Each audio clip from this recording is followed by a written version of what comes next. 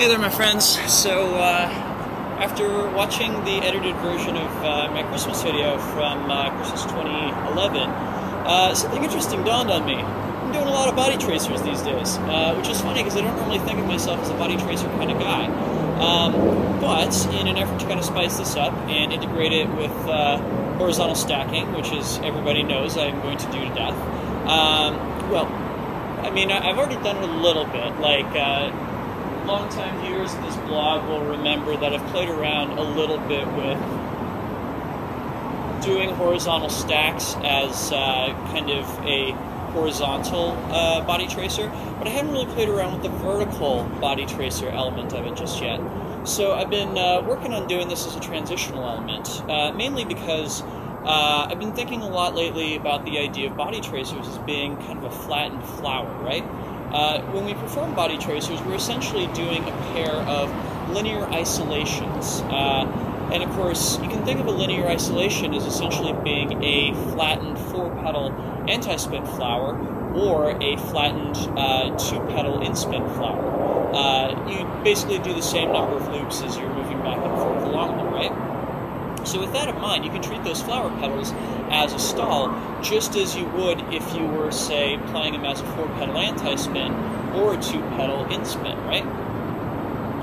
Cool. So that means that when we take that moment when we get the linear isolation as we're moving up or down, and by the way, I'm definitely finding that this is easiest on the way down, we can treat it like it's a stall and break into any horizontal stack that we want to from that particular position. To get back to it, of course, you do the same process in reverse. So as you can see, the split time, same direction body tracer works very, very well for this. It produces pretty clean results in the grand scheme of things.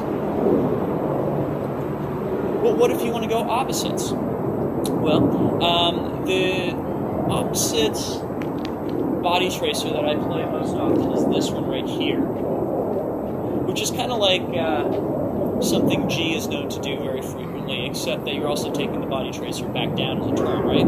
In this particular case, being as how, like I said, the way down is a little bit easier to stall out of than the way up, you do the way up when you're faced away from the audience, you do the way down when you're faced towards the audience. The reason being, when I come down, that's going to be my moment to transform into a stall, right?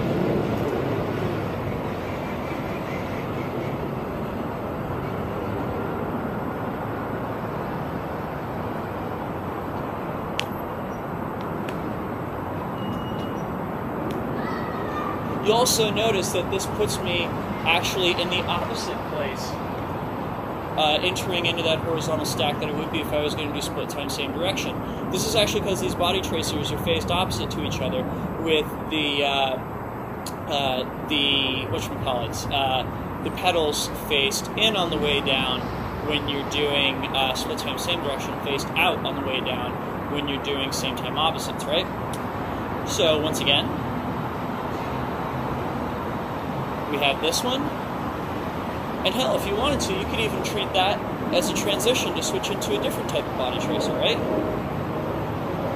And, oops, vice versa.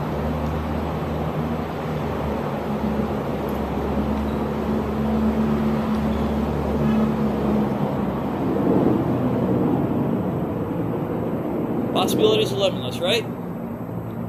Cool. So, thank you guys for watching, and have yourselves a good one. Peace.